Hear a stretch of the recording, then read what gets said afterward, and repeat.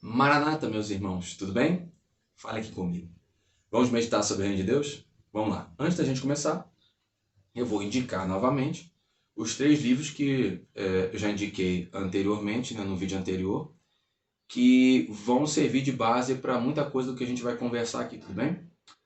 Primeiro livro, Não Apagueis o Espírito, do Fábio Coelho. Segundo livro, Os Dons do Ministério, do Kent Hagin. E o terceiro livro, A Mão Forte de Deus, do Jens Cadaway. Bem, hoje nós vamos conversar sobre mais um dos 5 ministérios, o dom profeta. Tem uma modificação da atuação desse dom antes e depois da ressurreição, tudo bem? Hebreus capítulo 1, versículos 1 e 2, diz assim: Havendo Deus antigamente falado muitas vezes e de muitas maneiras aos pais pelos profetas, a nós falou-nos nestes últimos dias pelo Filho, a quem constituiu herdeiro de tudo, por quem fez também o mundo. Você vê que ele falou aos nossos pais. Por quê? No Antigo Testamento, o desenvolvimento desse dom estava muito dentro do contexto de Israel. A fé em Cristo ainda não tinha esse caráter muito multicultural que começou a surgir no livro de Atos. Ainda estava tudo dentro do contexto de Israel. A fé ainda estava ali dentro do contexto do judaísmo. Então, o desenvolvimento desse dom era muito dentro do contexto de Israel. Já no Novo Testamento, após a ressurreição, começou a ter o evangelho sendo espalhado para os gentios e a igreja começou a se tornar multicultural, muito mais do que era no Antigo Testamento. E houve uma transição, já não era mais o profeta atuando dentro do contexto de Israel, a igreja já se espalhou por outros cantos. Então houve a transição desse período de falar aos pais por um período já de igreja multicultural, não só de judeus, mas de judeus e gentios congregando juntos. Bem? O profeta ele também é responsável pela percepção e pelo direcionamento que o Espírito Santo vai comunicar à igreja. Ele transmite isso. Vamos ver isso, por exemplo, em Amós, capítulo 3, verso 7. Diz assim: Certamente o Senhor Deus não fará coisa alguma sem ter revelado o seu segredo aos seus servos, os profetas. Você vê aqui, através desse texto, que há um caráter de comunicação do que Deus está fazendo ou fará através deste dom, para comunicar à igreja, para que a igreja entre naquilo que ele está desenvolvendo, naquilo que Deus está desenvolvendo. Há um termo também, e aparece no Antigo Testamento, que é aplicado também ao dom profeta, o termo vidente. Você vê isso em vários textos. Um deles, que a gente vai tratar aqui, é Isaías 29, 10. Diz assim: Porque o Senhor derramou sobre vós um espírito de profundo sono, e fechou os vossos olhos, vendou os profetas e os vossos principais videntes. Por que é legal a gente saber isso aqui? Porque o dom profeta, ele também tem um caráter de comunicar a visão do plano de Deus. Havia já naquele período em Israel uma associação de profeta com visão a respeito de algo de Deus. Deus comunicar algo a respeito que ele estava para fazer, estava dentro do seu plano, comunicar o seu plano de alguma forma com visão. Então associou-se esses dois e era aplicado o termo vidente também para os profetas. Então esse contexto de ter visão do plano de Deus, não necessariamente o dom visão, mas ter percepção do plano de Deus, é muito importante para a gente entender o desenvolvimento desse dom profeta também. O profeta também tem essa característica de ter discernimento pelo Espírito Santo, o Espírito Santo comunicar a ele de alguma forma, a respeito de épocas, de tempos. A gente vê isso, por exemplo, em Atos capítulo 11, verso 27 e 28. Diz assim: E naqueles dias desceram profetas de Jerusalém para Antioquia. E levantou-se um deles, por nome Ágapo. Dava a entender pelo Espírito que haveria uma grande fome em todo o mundo. E isso aconteceu no tempo de Cláudio César. Então o Espírito Santo comunicou, e Ágapo comunicou aquilo que o Espírito Santo estava fazendo ele discernir, né, para a igreja, de que haveria um tempo, dentro desse tempo do governo de Cláudio César, um tempo de fome. E ele comunicou à igreja. Então você vê que tem também, a Bíblia também apresenta o dom profeta comunicando a respeito de tempos e épocas, né? Isso é muito importante, porque, por exemplo, aqui a igreja foi advertida, foi comunicado de algo que viria para frente, para ela poder se preparar. Isso é muito importante.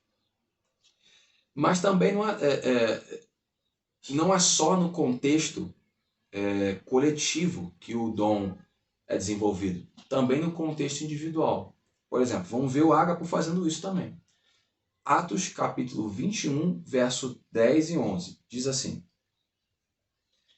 E demorando-nos ali por muitos dias, chegou da Judéia um profeta, por nome Ágapo. E vindo ter conosco, tomou a cinta de Paulo, e ligando-se os seus próprios pés e mãos, disse: Isto diz o Espírito Santo: Assim ligarão os judeus em Jerusalém o homem de quem é esta cinta, e o entregarão nas mãos dos gentios. Então você vê, não é só um contexto de comunicar à igreja, mas também ele comunicou especificamente a um crente, nesse caso, Paulo. Então o profeta não só comunica algo no contexto coletivo, né, no contexto igreja, comunidade local, um grupo de irmãos. Ele também pode comunicar algo vindo do Espírito Santo, que o Espírito Santo coloca dentro dele para ele comunicar, a respeito também de indivíduos, né, de crentes específicos. Então isso é importante a gente entender, porque pode haver uma comunicação tanto coletiva como uma comunicação um pouco mais individualizada. Tudo bem? E aí, como a gente fez no outro vídeo, vamos falar do que não é, porque é importante a gente fazer essas observações, tá? O profeta, o dom profeta e dom de profecia são coisas distintas. Profeta, profético e profecia são três coisas distintas, tudo bem?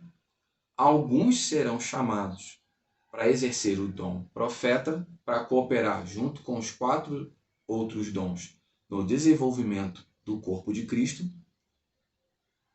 A gente pode buscar o dom de profecia, então todos podem profetizar, e é necessário que todos sejam proféticos.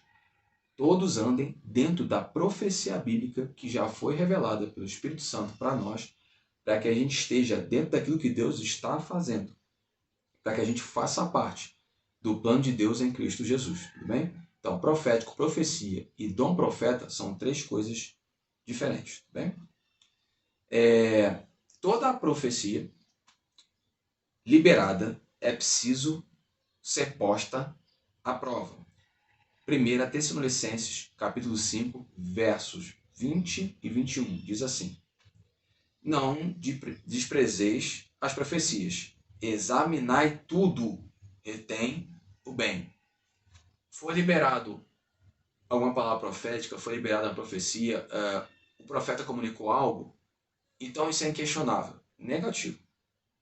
A gente precisa passar pelo crivo bíblico para saber se aquilo ali faz sentido com aquilo que já está estabelecido na Bíblia.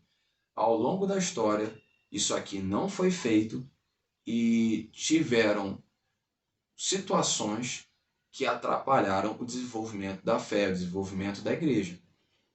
E muitas vezes é utilizado o termo visão bíblica para justificar isso. Então é importante que a gente faça isso aqui, tudo bem?